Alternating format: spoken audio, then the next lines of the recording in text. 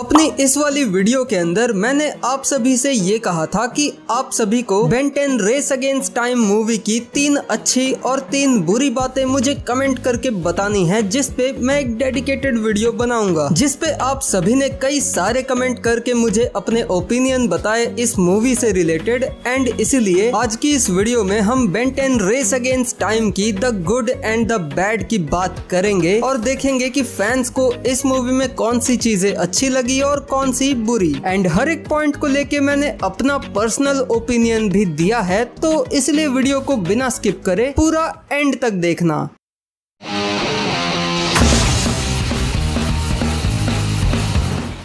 बहुत सारे लोगों को इस मूवी की जो सबसे पहली अच्छी चीज लगती है वो ये है कि बेन 10 की ये सबसे पहली लाइव एक्शन मूवी थी और हमें पहली बार बेन 10 और उसके एलियंस अगर रियल लाइफ में होते तो कैसे दिखाई देते ये देखने को मिला। अब हाँ, उनका एग्जीक्यूशन उतना अच्छा नहीं था, लेकिन बचपन में इसे देखने में मजा जरूर आया था। दूसरी चीज जो बहुत सारे लोगों को इस मूवी की पसंद आई थी वो थी स्टोरी। और पर्सनली बताऊं तो मुझे भी इस मूवी की स्टोरी ठीक ठाक लगी थी। मतलब बहुत ज्यादा बढ़िया भी मैं नहीं कहूंगा और ना ही मैं बहुत ज्यादा बेकार कहूंगा, बल्कि मैं कहूंगा कि ये मूवी एक ठीक ठाक सी सिंपल स्टोरी लाइन को फॉलो करती है, जो कि समझ में भी आता है। क्योंकि इनका बजट बहुत ही कम था, तो इसलिए इन्हें जानबूझ के ऐसी स्टोरी लाइन लिखनी पड़ी होगी जिसमें कम से कम एलियंस दिखाए जाएं और इनका VFX का खर्चा भी ज्यादा ना बढ़े। बाकी बात की जाए अगर एक्टर्स की, तो इन एक्टर्स की कास्टिंग और इनकी एक्टिंग भी कई सारे लोगों को पसंद आई है, बट पर्सनली मुझे बेन,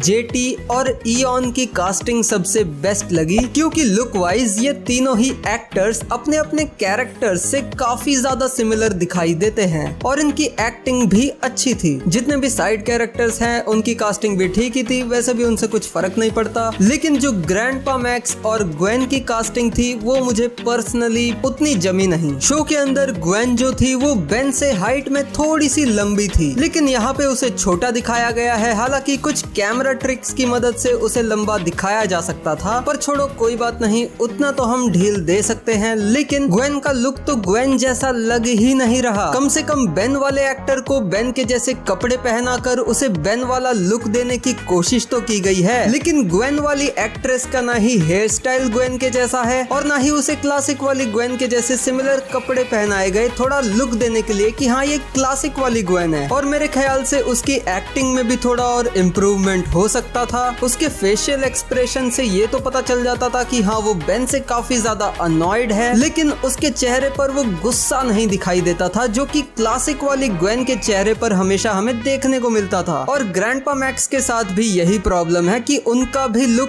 क्लासिक वाले ग्रैंडपा मैक्स के जैसा नहीं रखा गया। पूरी मूवी के दौरान वो एक अजीब सी टोपी, जैकेट और चश्मे पहने हुए रहते हैं, जैसा कि हमने उन्हें क्लासिक में कभी देखा ही नहीं। अबे इससे ज्यादा एक्यूरेट तो एलियन स्वॉर्म वाले ग्रैंडपा मैक्स है। एनीवेज, इस मूवी में जितने भी एलियंस दिखाए गए हैं उनका डिजाइन भी काफी लोगों को पसंद आया है, जैसे कि डायमंड हेड और हीट ब्लास्ट। और कुछ लोगों का ये भी मानना है कि इस मूवी के डिजाइन्स एलियन स्वॉर्म मूवी वाले एलियंस के डिजाइन से भी ज्यादा बेटर है, जिससे मैं भी थोड़ा बहुत एग्री करता हूँ। और मेरे हिसाब से हीट ब्लास्ट और ग्रे मैटर के designs were the best. Heat blast की बॉडी पे जो मैग्मा रॉक्स है, उस पे जो डिटेल्स है क्रैक्स वाली, वो हीट ब्लास्ट को और भी ज्यादा बढ़िया टच दे देता है। और हीट ब्लास्ट की बॉडी के आसपास ये जो हॉट एयर वाला विगली इफेक्ट है, ये भी काफी अच्छी डिटेल है, क्योंकि रियल लाइफ में भी फायर के आसपास हमें ऐसा ही देखने को मिलता है। ग्रे मैटर का डिजाइन वाज एब्सोल्यूट बेस्ट। उसका 3D मॉडल काफी ज्यादा बढ़िया था और इवन कई फ्रेम्स में तो वो एकदम रियलिस्टिक लग रहा था। वाइल्ड मट का डिजाइन वाज ओके, उसका डिजाइन और बेहतर हो सकता था, प्लस उसकी मूवमेंट भी काफी स्लो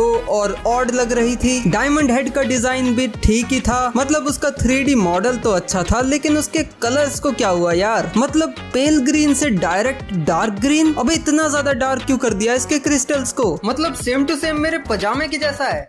इसमें हमें जो एक नया विलन दिखाया गया था इयॉन, वो भी कई सारे लोगों को बहुत ज्यादा पसंद आया, जिसमें मैं भी आता हूँ बाय द वे। उसकी पावर्स लोगों को पसंद आई, उसका कैरेक्टर अच्छा लगा, लेकिन एक दो जनों का ये भी कहना था कि पहली ही लाइव एक्शन मूवी के अंदर एक नए विलन को नहीं दिखाना चाहिए था, बल्कि किसी पुराने विलन जैसे कि विल गैक्स या डॉक्टर एनिमो या फिर ऐसे ही किसी पुराने विलन को लाना चाहिए था। लेकिन फिर भी अगर किसी मूवी में किसी नए विलन को ऐड करने से उसमें मिस्ट्री ऐड हो जाती है, वो और भी ज्यादा इंटरेस्टिंग बन जाती है, उसे देखने का एक अच्छा रीजन मिल जाता है कि हाँ, इयॉन का फर्स्ट अपीयरेंस इसी मूवी के अंदर हुआ था तो इसे देखना ही पड़ेगा। तो इसमें बुराई ही क्या है। इस मूवी के अंदर जो साइड कैरेक्टर्स और जो प्लम्बर्स दिखाए गए हैं वो भी तुम लोगों को पसंद आए हैं, एंड या दे वर गुड। इस मूवी के डायलॉग्स, ट्रांसफॉर्मेशंस और इंट्रो सॉन्ग भी तुम्हें पसंद आया है, जो कि मुझे भी आया था। लेकिन अगर मैं निट पिकिंग करने जाऊं तो डायलॉग्स बहुत ज्यादा भी अच्छे नहीं है, ठीक ठाक काम चलाऊ डायलॉग्स हैं, बहुत ज्यादा डीप मीनिंगफुल डायलॉग्स नहीं है, और वैसे भी उनकी जरूरत भी नहीं क्योंकि स्टोरी भी काफी सिंपल सी है। ट्रांसफॉर्मेशंस और इंट्रो थीम सॉन्ग की बात करें तो वो भी सही है यार, बहुत ज्यादा बेकार मैं नहीं कहूंगा। उन्होंने थोड़ा बहुत अलग करने की, प्लस क्लासिक के जैसे ट्रांसफॉर्मेशंस को थोड़ा थोड़ा रेप्लिकेट करने की भी कोशिश करी है, और थीम सॉन्ग में भी सेम वही ओल्ड टच प्लस थोड़ा सा न्यू टच भी देने की कोशिश की है। और इनके कम बजट को कंसिडर करते हुए मैं ये कहूंगा कि इन्होंने काफी अच्छा काम किया है। बेन की स्कूल लाइफ को यहाँ पर थोड़ा सा और दिखाया गया, जो कि मुझे भी पसंद आया। इस मूवी में जितने भी बैकग्राउंड म्यूजिक और साउंड इफेक्ट्स का यूज किया गया है वो सभी इस मूवी के लिए एकदम परफेक्टली सूट होते हैं, और इस मूवी की हिंदी डबिंग भी हमेशा की तरह अच्छी ही थी। एंड यहाँ पे मैंने एक चीज नोटिस करी जिसको जान के मैं एकदम ही सरप्राइज हो गया और शॉक हो गया कि भाई बेन 10 की मूवी है और किसी ने ओमनिट्रिक्स की बात नहीं करी। मतलब लिटरली एक दो बंदों से ज्यादा मैंने और किसी भी कमेंट में ओमनिट्रिक्स का जिक्र देखा ही नहीं। एंड में भी शायद ये इसलिए हो सकता है कि ज्यादातर लोगों को ओमनिट्रिक्स का ये डिजाइन पसंद ही नहीं आया, बट पर्सनली मुझे ये डिजाइन पसंद आया था क्योंकि ये ओमनिट्रिक्स दिखने में प्रोटोटाइप ओमनिट्रिक्स के जैसा लगता तो है, लेकिन एट द सेम टाइम ये उससे काफी डिफरेंट भी लगता है। सेम वही जो मैंने इंट्रो थीम सॉन्ग और ट्रांसफॉर्मेशन के लिए कहा था। और सही बता रहा हूँ, ऐसा ही सेम टू सेम टॉय अगर मुझे कभी बचपन में दिख जाता ना तो भाई मैं उठा लेता, मैं नहीं छोड़ता, मैं उठा लेता पक्का। पर तुम्हारी इस ओमनिट्रिक्स डिजाइन को लेके क्या राय है, अच्छी या बुरी, जो भी हो मुझे कमेंट्स में जरूर बताना।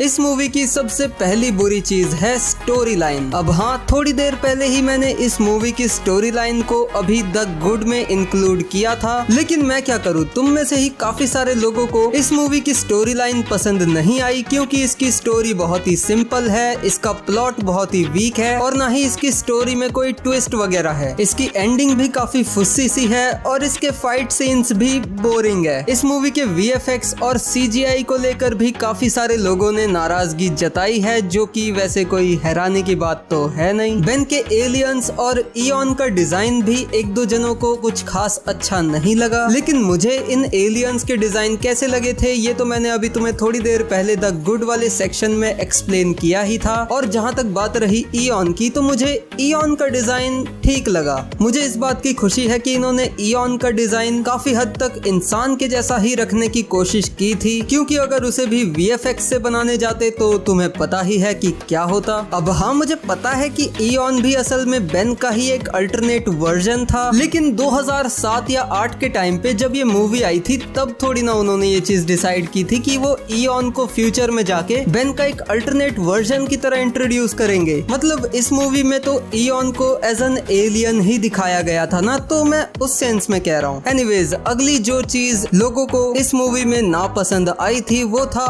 ओमनिट्रिक्स का खराब होना। अब इसमें कोई शक नहीं कि ये चीज परमानेंट हो चुकी है, क्योंकि ओमनिट्रिक्स का खराब होना, ओमनिट्रिक्स का काम ना करना, ये मेकर्स का एक बहुत ही बड़े वाला ब्रह्मास्त्र है, जिसे वो ज्यादातर या तो प्लॉट के लिए इस्तेमाल करते हैं या फिर अपना खर्चा बचाने के बहाने की तरह। इस मूवी की जो कास्टिंग थी वो भी 3-4 लोगों को पसंद नहीं आई, और मेरा ओपिनियन कास्टिंग को लेके क्या था ये तो मैंने तुम्हें थोड़ी देर पहले अभी वीडियो में बताया ही था, रिवाइंड करके चाहो तो वापस देख सकते हो। बाकी आगे बढ़े तो कुछ लोगों का ये कहना है कि ये मूवी एनिमेटेड सीरीज के चार्म को कैप्चर करने में नाकामयाब रहती है और बेन 10 क्लासिक के सामने ये कहीं पर भी स्टैंड नहीं करती और संकेत महात्रे सर की वॉइस इस बेन पर सूट नहीं करती। अब देखो, हाँ, ये बिल्कुल सही बात है कि ये मूवी बेन 10 क्लासिक जैसे लेजेंडरी शो के चार्म को पूरी तरह से मैच नहीं कर पाती और उसके सामने इन कंपैरिजन काफी फीकी है। लेकिन मैं इस वाली स्टेटमेंट से बिल्कुल एग्री नहीं करता कि संकेत महात्रे सर की आवाज इस वाले बेन पर सूट नहीं कर रही है, क्योंकि यार मुझे भी बेन 10 क्लासिक वाले जो बेन की आवाज थी, जो हिंदी आवाज थी उसकी ओरिजिनल वाली, वो मुझे पसंद है। लेकिन वो बेन 10 क्लासिक के ही बेन पे अच्छी लगती है, मतलब जो सीरीज वाला बेन है। और इस वाले बेन पे मेरे ख्याल से संकेत महात्रे सर की ही आवाज ज्यादा सूट करेगी अच्छे से। अब मैं और ज्यादा क्या बोलूं, तुम खुद ही देखो और जज करके मुझे कमेंट्स में बताना कि तुम्हें कौन सा वाला ज्यादा बेहतर लग रहा है। ये वही होंगे जिन्होंने मुझ पर अटैक किया था, शायद वो इस वॉच के पीछे है।